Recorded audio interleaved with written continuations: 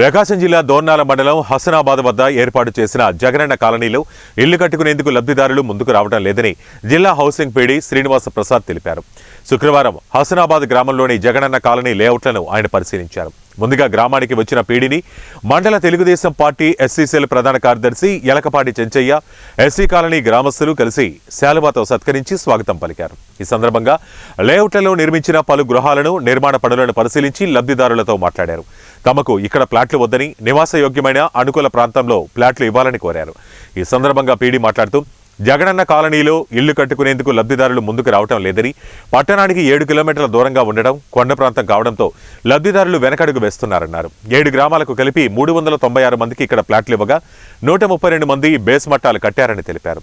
ఇక్కడ పరిస్థితులను కలెక్టర్కి వివరించి తదుపరి చర్యలు తీసుకుంటామని తెలిపారు. కార్యక్రమంలో Markapuram AE Pavan Kumar, DE Suresh Kumar, Dornala AE Shivashankar, engineering అసిస్టెంట్లు పాల్గొన్నారు.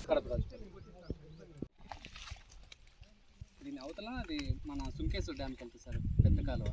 అక్కడ నుంచి అగ్రికల్చర్ పాస్ అవడం కోసం ఈ చిన్న చిన్న అనేది ఏర్పాటు చేయడం. అగ్రికల్చర్ అక్కడి నుంచి కట్ చేసి డౌన్ ఉంది కదా సార్, ఆ డౌన్ నుంచి